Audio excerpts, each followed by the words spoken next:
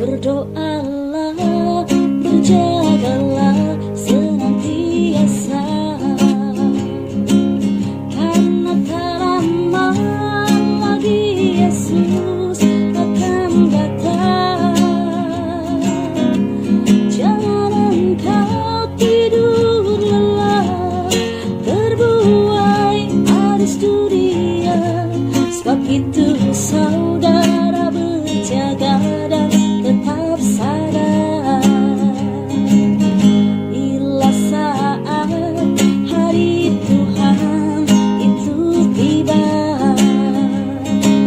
Yesus kan datang sebagai Raja segala raja. Siapa hidup tanpa peduli apa yang difirmankannya, dia akan binasa untuk selama-lamanya. Hidup sebagai anak terang, jangan turut dunia, berbaju sirakan iman, kasih dan pengharapan. Upahmu telah sedia, terima mahkota kehidupan, hidup kekal di rumah Bapa selamanya. Hidup sebagai anak terang, jangan turut dunia, berbaju sirakan iman, kasih dan pengharapan. Upahmu telah sedia, terima mahkota kehidupan, hidup kekal di rumah Bapa selamanya.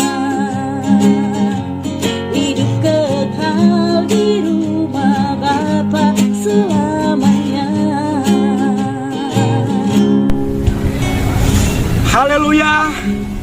Kemuliaan bagi Bapa di dalam Yesus Kristus yang sudah memberikan jaminan kepastian di dalam kehidupan di dunia yang tidak bisa kita harapkan sebagai manusia yang membutuhkan pengharapan dan kepastian di dalam setiap hal yang kita butuhkan dan kita perlukan. Kekasih Tuhan, bertemu kembali bersama saya di dalam firman Tuhan yang membuat saya dan saudara mengalami perubahan, mengalami pemulihan, mengalami kesembuhan, mengalami yang tidak mungkin menjadi mungkin.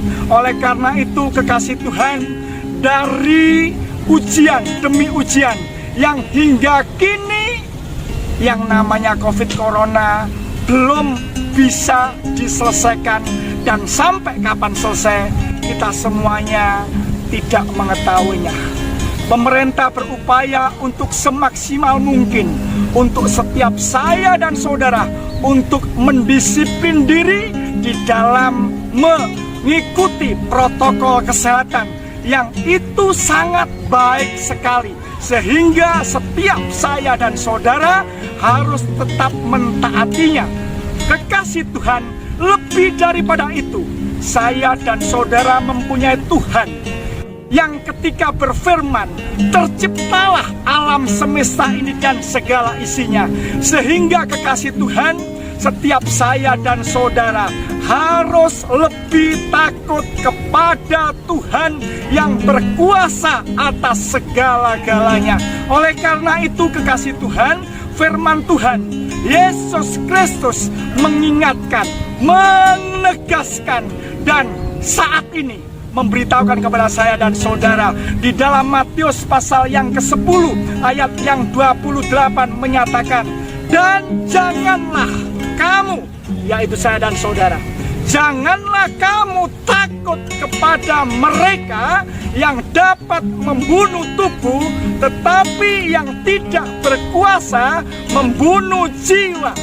Takutlah terutama kepada Dia yang adalah Tuhan, yang berkuasa membinasakan baik jiwa maupun tubuh di dalam neraka.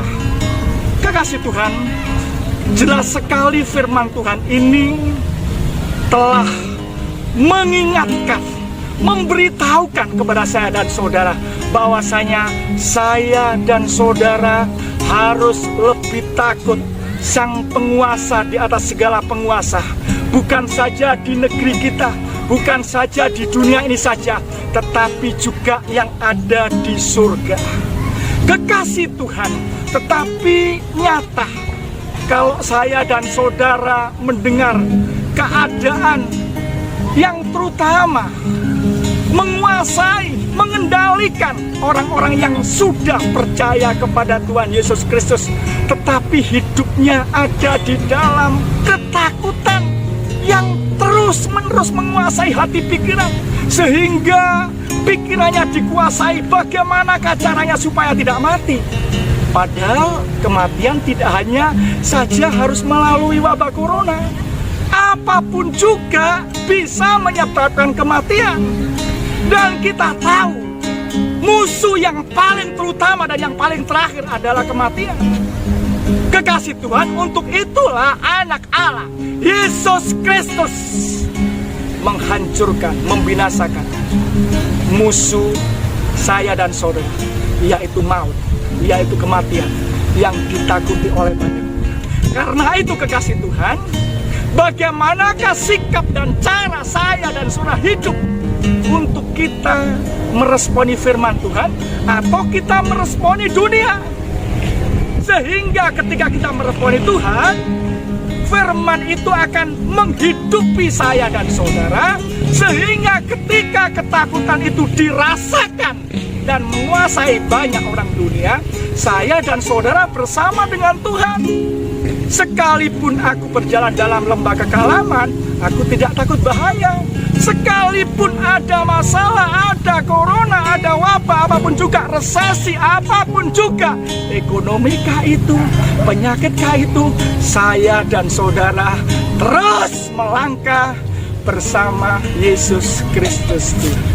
Kekasih Tuhan, sejak mulanya memang iblis itu membuat manusia supaya percaya kepada setan, percaya kepada iblis. Iblis selalu berusaha dengan gencar untuk menarik, dengan menipu daya, supaya perkataan iblis itu dipercaya oleh manusia. Oleh karena itu Daud menyatakan kepada saya dan saudara, supaya saya dan saudara tidak berdiri, tidak duduk, tidak berjalan dengan orang yang fasik, tetapi menghidupi firman, merenungkannya, sehingga saya dan saudara akan terbebas dari masalah yang dihadapi orang dunia, sekalipun kita melewatinya.